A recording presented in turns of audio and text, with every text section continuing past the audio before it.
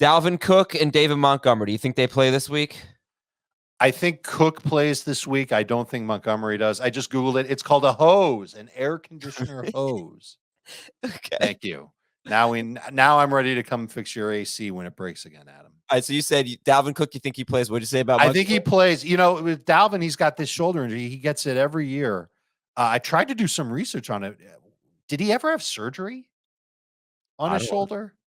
I couldn't find anything that said that he did. You know who he's like Murtaugh.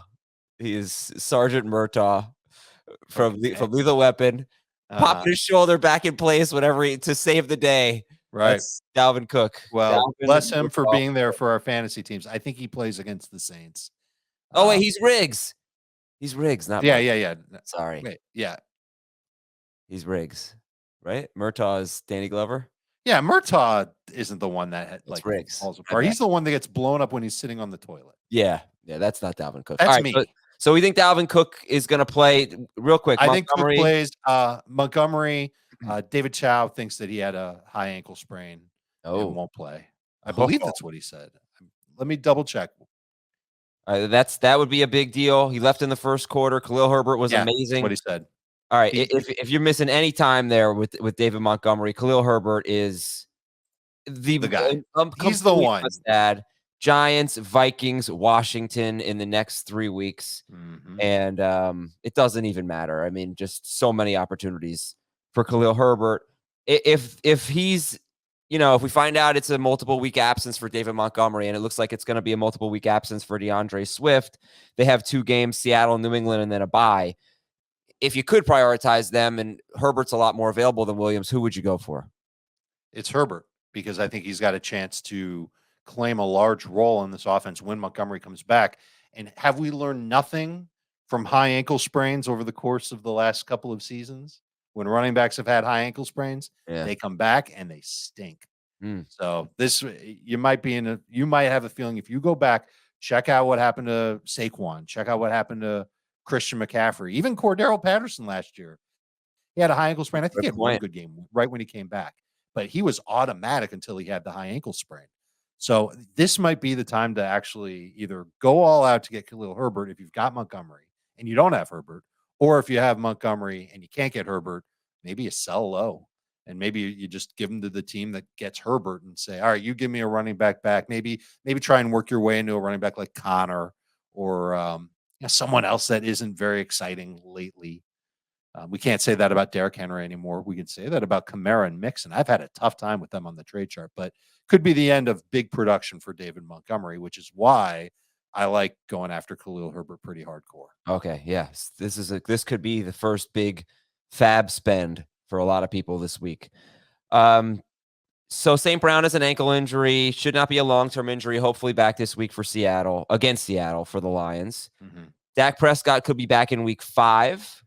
Great. We'll talk about it later, but we were all sitting there like, wow, Cooper Rush is really playing well today. There's no controversy or anything, but just hats off to him. He played really well. And most people hung on to Prescott anyway, so I don't think there's a waiver move necessarily. Yeah, he's about 80% rostered, so you could take a little more than that. Joe Mixon expected to play on Thursday. Tua and Jalen Waddle are both on the injury report. It seems a lot more serious for Tua.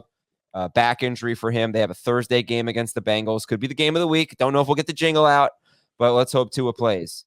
DeAndre Swift, like I said, he could miss maybe the next 2 games against the Patriots. Well, Seattle and then the Patriots, and they have their bye. Julio Jones expected to play.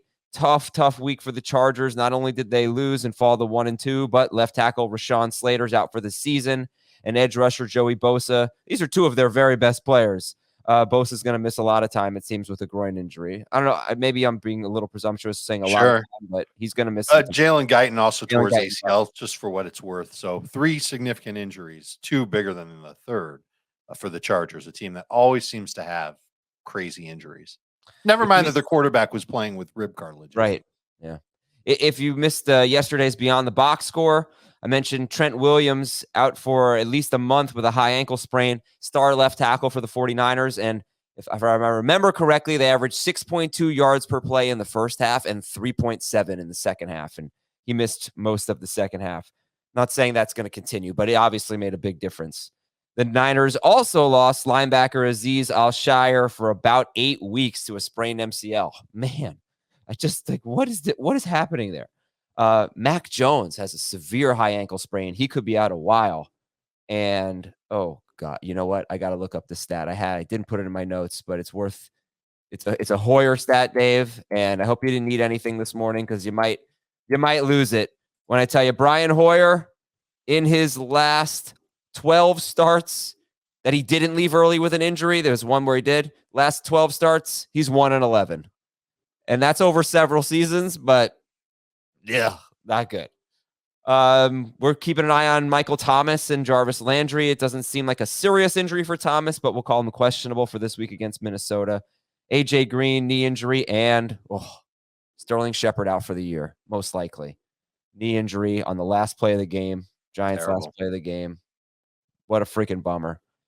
10 targets a game, 2 weeks in a row for, arguably the worst passing team. I mean, the Bears and the Giants are playing this week. I don't even know what the total is. I mean, the 30s. It's Probably. Yeah. 2 worst passing offenses in football. Very possible. All right, let's Maybe get a good week for Khalil Herbert and Saquon Barkley. Why did I put Herbert's name first there? I bet he has a better game. I mean, I wouldn't shock anyone if he did, All right, so Khalil Herbert is the top waiver wire priority. Jamal Williams is 70% rostered. He's another guy that you need to go get if he's available, but he's probably not for most of you. But Herbert is, what's his roster? 48%?